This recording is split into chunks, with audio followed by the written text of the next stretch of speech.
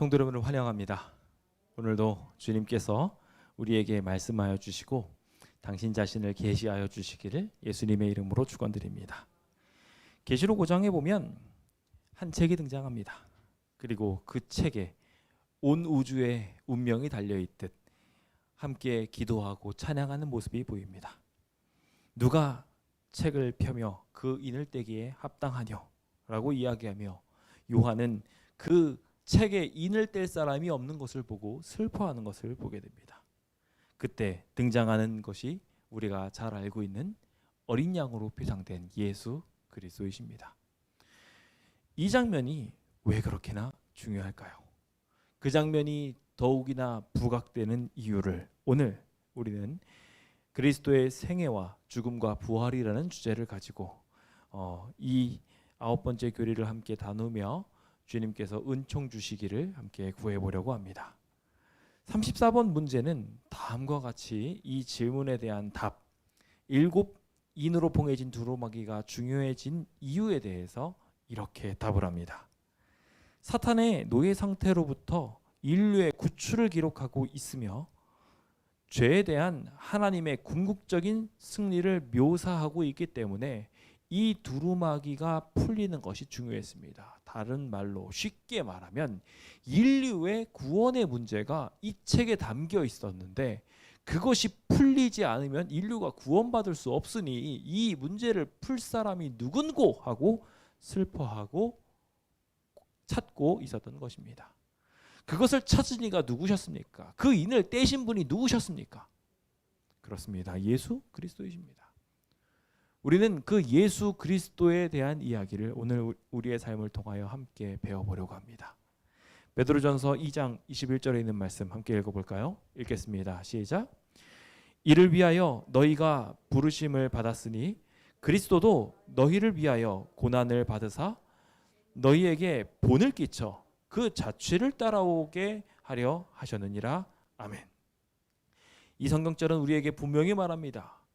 우리의 풀리지 않는 구원에 대한 이야기를 주님께서 해결하시고 우리를 부르셔서 주님께서 친히 고난을 받으셔서 보여주신 모본, 그 모본의 발자취를 따라감으로 우리의 구원이 이루어지도록 하셨음을 설명하고 있습니다.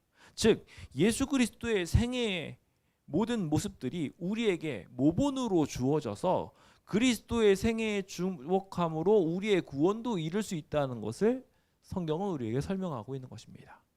그래서 오늘 우리가 함께 공부하게 될 9번째 교리, 그리스도의 생애와 죽음과 부활은 매우 중요한 공과 중에 하나입니다.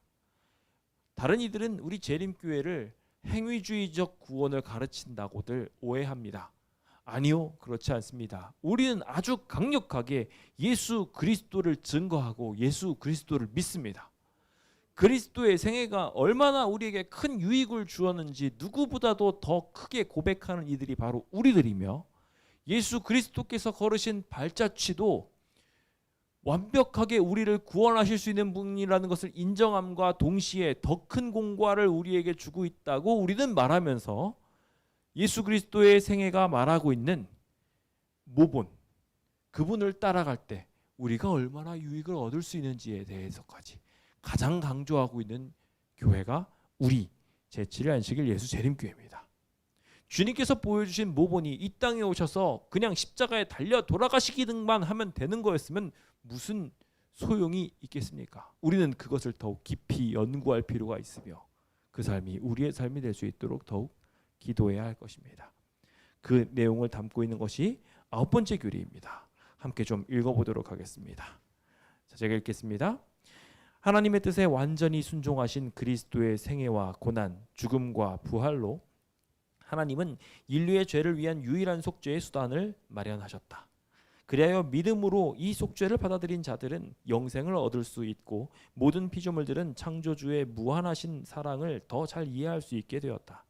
이 완전한 속죄는 하나님의 율법의 의로움과 하나님의 성품의 자비스러움을 옹호한다. 왜냐하면 그것은 우리 죄를 정죄하고 우리를 위한 용서를 마련해 놓으셨기 때문이다.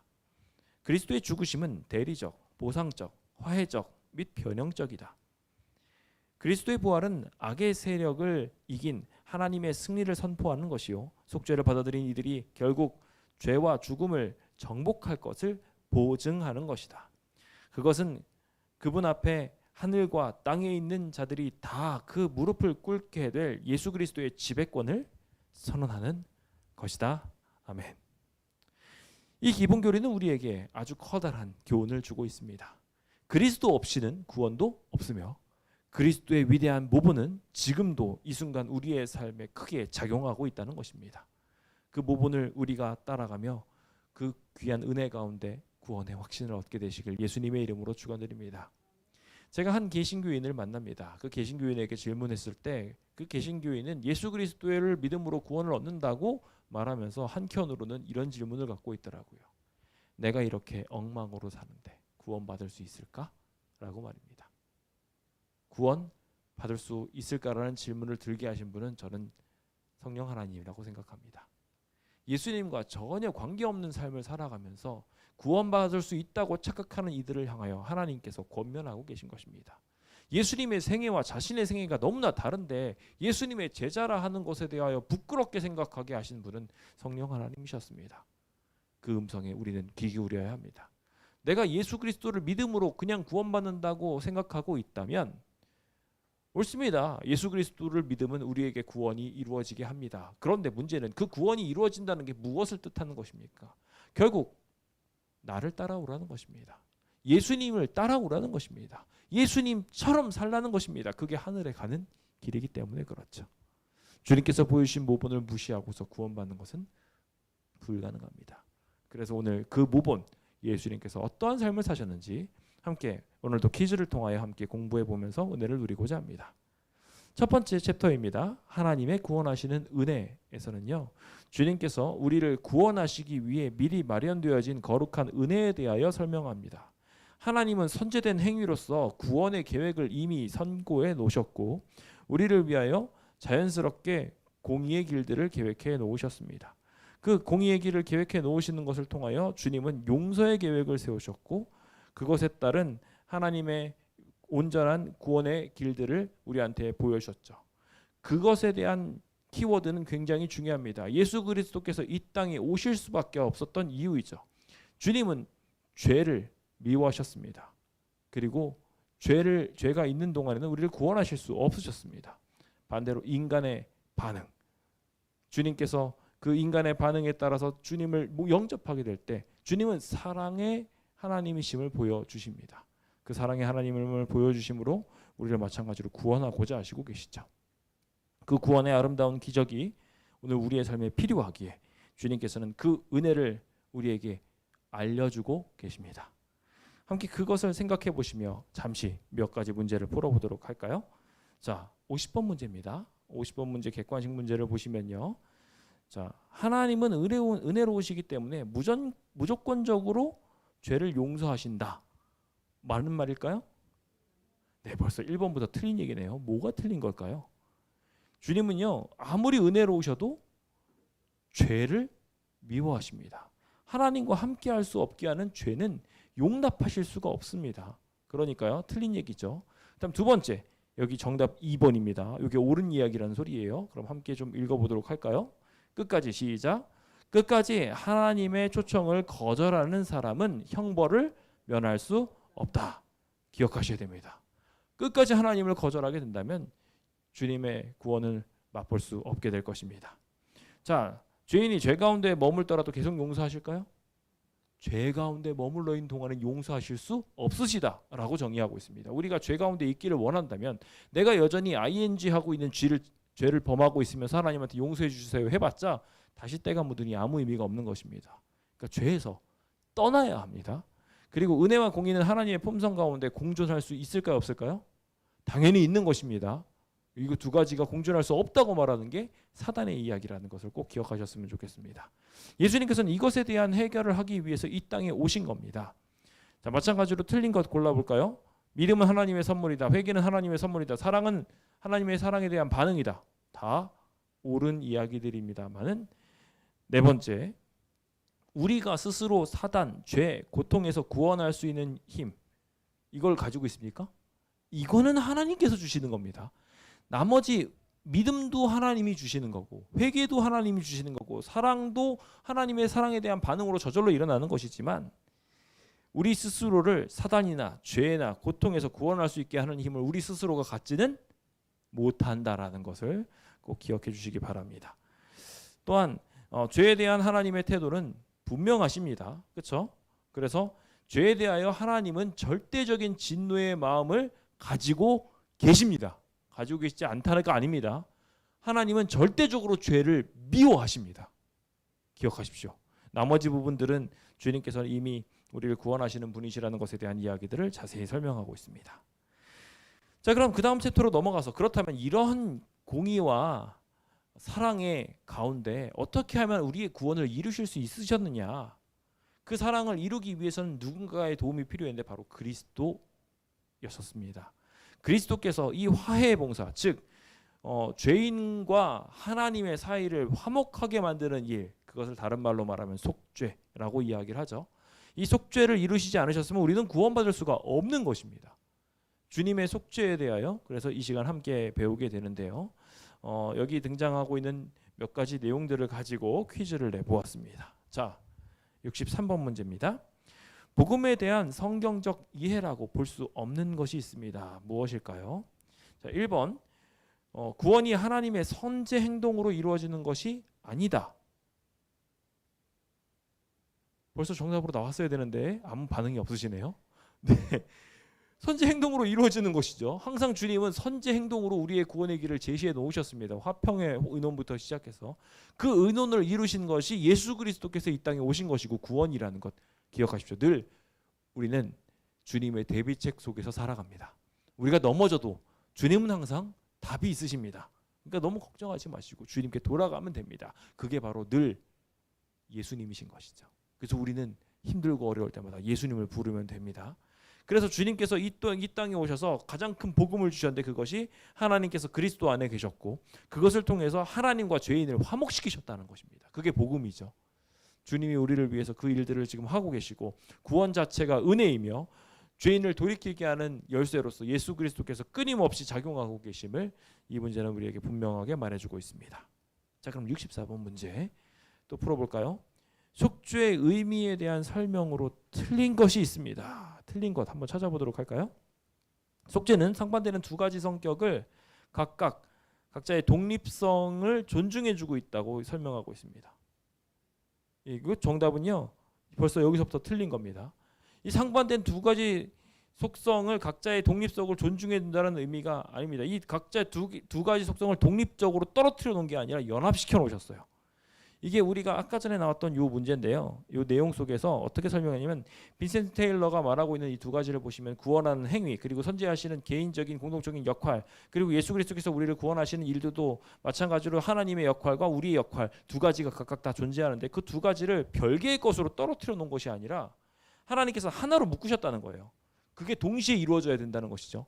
예수 그리스도의 구원과 그래서 그 두 가지 상반된 역할이 보여지는데 그것들을 하나로 묶으셨지 그걸 독립성으로 구별시켜서 예를 들어서 하나님만 구원하시기 위해서 노력하시면 다 구원이 이루어진다거나 아니면 죄인들만 구원받기 원한다고 해가지고 구원이 이루어진다거나 이게 이루어지지 않는다는 거예요. 두 개가 다 이루어져야지 구원을 이룰 수 있습니다.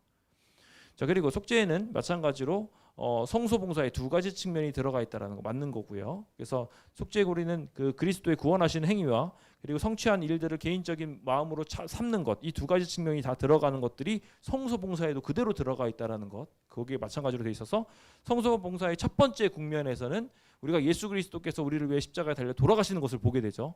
그 다음 두 가지 국면으로 두 번째 국면으로 들어가면 뭐가 됩니까? 성화잖아요, 그렇죠? 그래서 주님을 닮아가면서 우리도 따라가는 형국이 동시에 이루어져야 비로소 속죄가 이루어지게 됩니다. 그것을 마찬가지로 속죄의 그림 속에 드러나고 있음을 설명하고 있습니다. 마찬가지로 믿음으로 그리스도께서 성취하신 일들을 개인적인 것들로 삼는 것 필요하다고 아까 전에 강조드렸죠. 개인적으로 받아들이는 것도 동시에 이루어져야 된다고. 속죄는 인간을 위해 성취되고 인간 속에서 이루어지게 된다. 이것도 마찬가지 이야기입니다. 주님께서는 그 목적을 인간을 위해서 이 일들을 수행하시며 인간 안에서 마음의 변화를 일으키시며 그 속죄를 완성하십니다.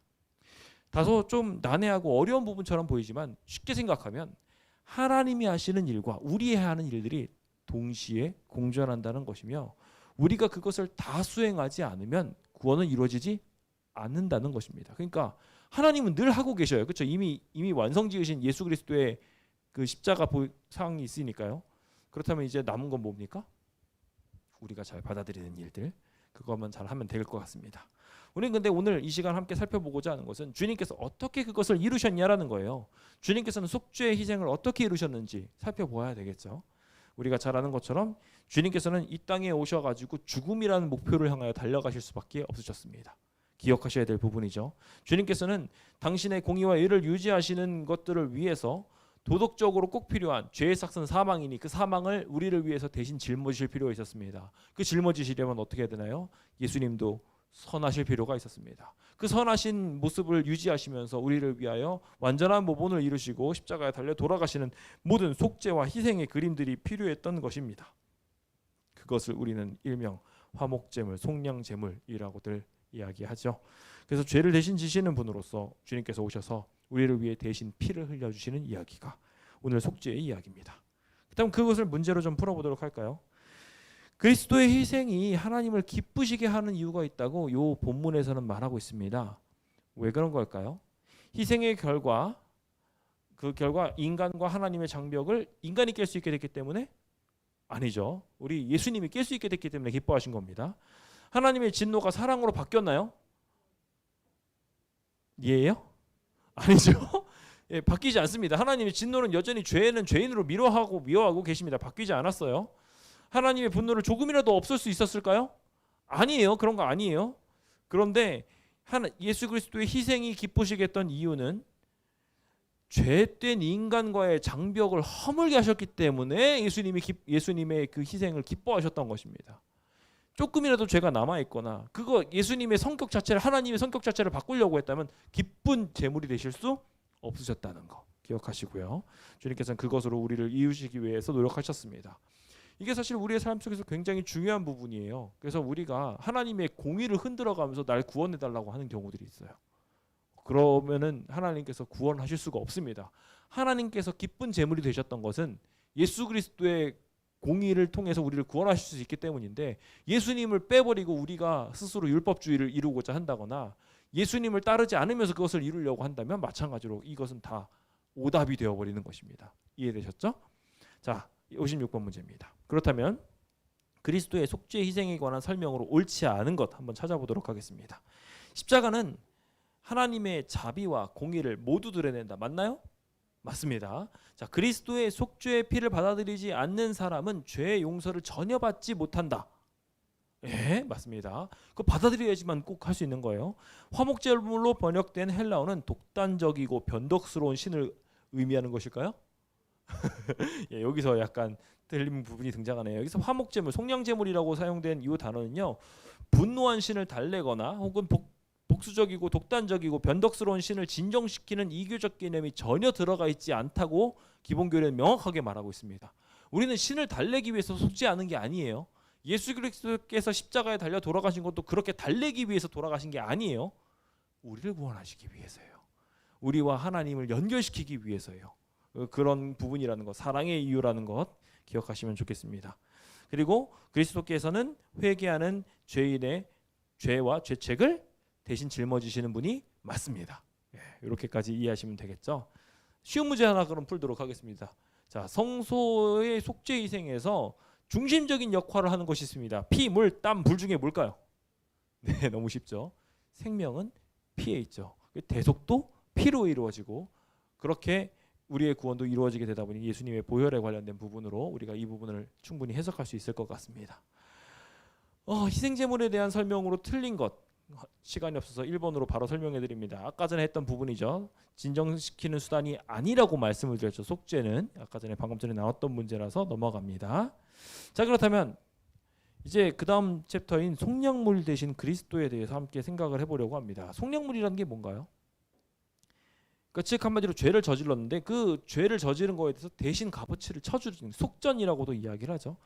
대신 우리를 위해서 죽으시는 것, 대신 그 가치를 치러주시는 것, 우리가 죽을 수밖에 없는 것을 예수님이 대신 짊어져 주시는 것에 대한 이야기가 오늘 이야기의 핵심이라고 보면 됩니다. 그러니 자, 여기 빈칸에 있는 것을 채워보도록 할까요? 그가 죽으신 것은 모든 불법에서 우리를 속량하시고 우리를 깨끗하게 하사 어떻게 하게 하는 자기 백성이 되게 하시기 위해 하셨던 속량을 하신 걸까요? 여기 굉장히 중요한 속량의 목표점이 나옵니다.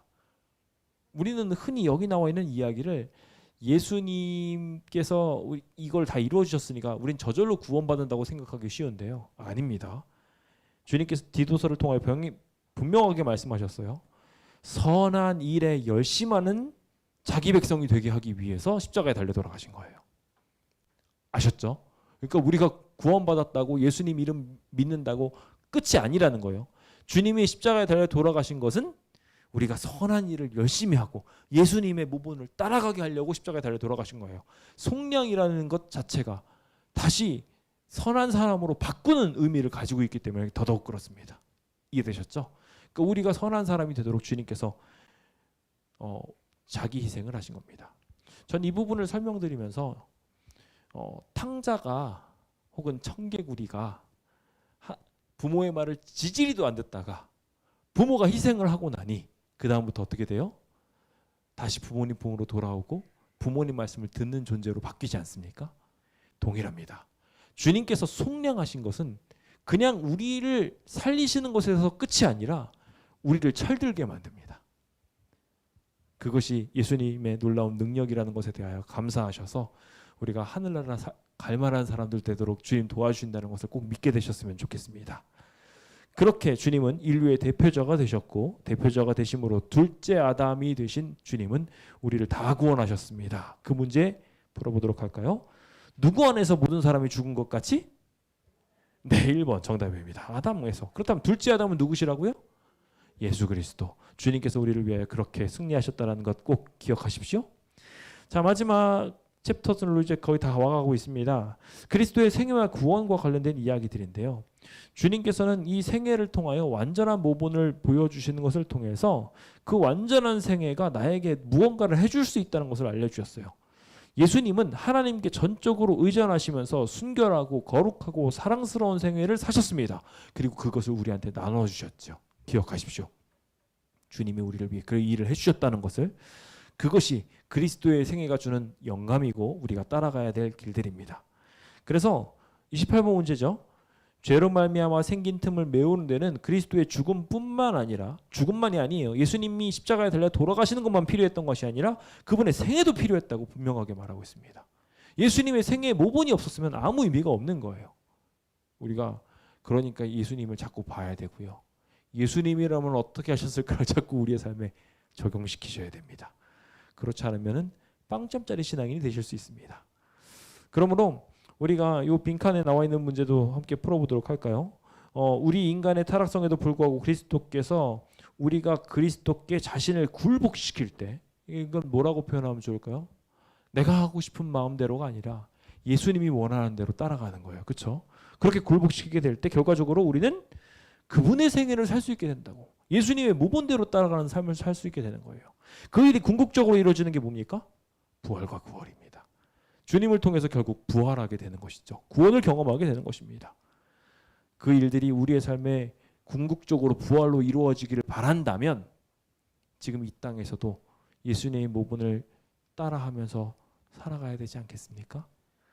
주님께서 그 봉사하신 것들을 우리의 삶에 이루고자 할 때 결국 우주 정체의 회복, 율법에 대한 옹호, 칭의, 그리고 구원에 대한 모든 것들에 대한 올바른 이해, 하나님과의 완전한 관계, 심지어 동기부여까지 완벽하게 이루어 주실 것입니다. 그 날을 생각하시며 거룩하게 주님의 뜻대로 살기로 결심하시는 주의 백성 되시길 예수님의 이름으로 축원드립니다. 마지막으로 이 성경절 하나만 읽고 마치겠습니다. 함께 읽어보겠습니다. 시작. 그가 찔림은 우리의 허물 때문이요 그가 상함은 우리의 죄악 때문이라. 그가 징계를 받음으로 우리는 평화를 누리고 그가 채찍에 맞음으로 우리는 나음을 받았도다. 우리는 다 양 같아서 그릇 행하여 각기 제 길로 갈거늘 여호와께서는 우리 모두의 죄악을 그에게 담당시키셨도다. 주님께서 우리에게 오신 것은 결국 우리가 허물 속에서 살아가고 있기 때문입니다. 그래서 주님은 그 결과 어떤 일을 만들어내셨습니까? 그가 채찍을 맞음으로 우리는 나음을 입게 하셨습니다. 우리의 삶을 주부님의 원형대로 다시 바꾸어 살 수 있도록 만들어 주신 것입니다. 주님을 따라가는 삶을 살아가며 우리 모두 믿음 안에 승리하는 신앙인들 되시길 예수님의 이름으로 축원드립니다. 우리가 아름다운 기적들을 가지고 있으니 여기 나와 있는 것처럼 우리 면역 레벨업이라는 주제를 가지고 10월에 전도회를 하게 되는데요. 예수님을 따라가는 것이 가장 큰 면역과 구원을 이루는 일이라는 것을 기억하고 주변 사람들한테 이 사실들을 널리 전파하시게 되는 귀한 일들에도 함께 동원되어 주셨으면 좋겠습니다. 함께 420